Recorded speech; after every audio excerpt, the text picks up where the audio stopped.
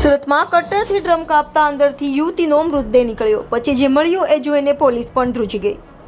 સુરતમાં અવાવરૂ જગ્યાએથી પ્લાસ્ટિકનું ડ્રમ મળી આવ્યું હતું. એકલારા ભાણોદરા રોડ પર શંકાસ્પદ રીતે મળેલા ડ્રમને લઈને પોલીસ તેને સિવિલ હોસ્પિટલ લાવ્યું હતું.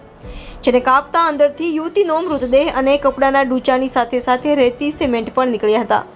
જેથી યુવતીની હત્યા કર્યા બાદ મૃતદેહને આ રીતે ફેંકી દેવામાં આવ્યો હોવાની આશંકાએ તપાસ હાથ ધરવામાં આવી છે. યુવતીની લાશ જેમાંથી મળી છે તે બાંધકામ સાઇટ પર પાણી ભરવાનું પ્લાસ્ટિકનું ડ્રમ હતું. ડ્રમમાં યુવતીનું માથું અંદરની સાઈડ અને પગ બહારની સાઈડ હતા.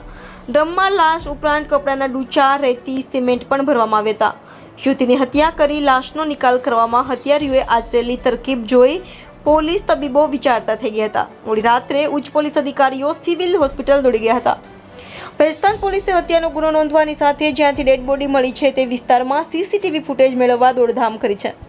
પોલીસે સ્થાનિક વિસ્તારના લોકોના નિવેદન લેવાની કવાયત હાથ ધરી હોવાનું પણ જાણવા મળ્યું છે. India 24 news channel, Surat. Sir, એક હત્યા કરેલી લાશ મળી આવી છે, શું છે બધું?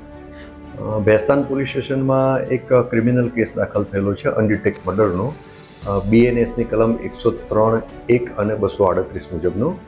આ ગુનાની હકીકત એવી છે કે એક ટાટા ટેલિકોમ કંપનીમાં એક એમ્પ્લોયી સર્વિસ કરે છે. એ આ જે ડેડ બોડી જ્યાંથી મળી ત્યાંથી પસાર થતા હતા.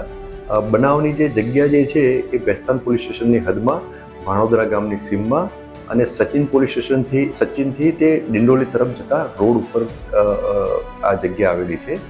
તો એમણે ત્યાં જોયું તો એક વાદળી કલરના પ્લાસ્ટિકના પીપમાં એક ડેડ બોડી પડેલી હતી પાણીમાં. થોડું પાણી પણ ત્યાં ભરાયેલું હતું અને ડેડ બોડીના ફક્ત પગ દેખાતા હતા, નીચેનો ભાગ. અને મીનવાઇલ ત્યાંથી પોલીસ પણ પસાર થતી હતી, પેટ્રોલિંગની મોબાઈલ. એટલે એમણે પોલીસનો ઊભા રાખી અને એમને જાણ કરી કે એક ડેડ બોડી પ્લાસ્ટિકના પીપમાં પડેલી છે.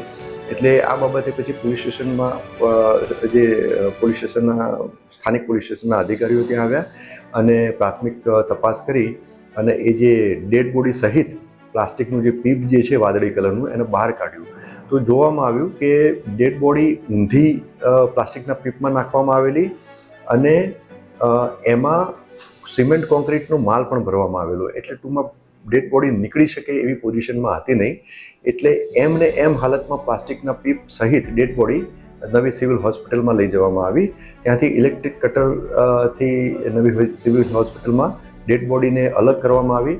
ડેડ બોડી જોઈ તો એક મહિલાની લાશ હતી, એટલે મહિલા હતી, ડેડ બોડી જે મહિલાની હતી અને એણે શરીરે એક જાંબલી કલરનું ટોપ અને બ્લેક કલરની લેગીસ પહેરેલી છે. લગભગ 1-2 દિવસ જૂની લાશ પ્રાઇમા ફેસી કહી શકાય એવું છે. હાલમાં ફોરેન્સિક ની કાર્યવાહી નવી સિવિલ હોસ્પિટલમાં ચાલુ છે અને હાલ દિન સુધીની તપાસમાં હજુ સુધી વણ ઓળખાયેલી જ છે ડેડ બોડી અને મર્ડરનો ગુનો પણ અનડિટેક્ટ છે. સ્થાનિક પોલીસ સ્ટેશન એની સાથે સાથે ક્રાઇમ બ્રાન્ચની અલગ અલગ ટીમ અલગ અલગ એંગલ અને અલગ અલગ મુદ્દાઓ પર આ ડેડ બોડીને આઈડેન્ટિફાય કરવા માટે, ઓળખ કરવા માટે અને ગુનો ડિટેક્ટ કરવા માટે પ્રયત્ન કરી રહી છે.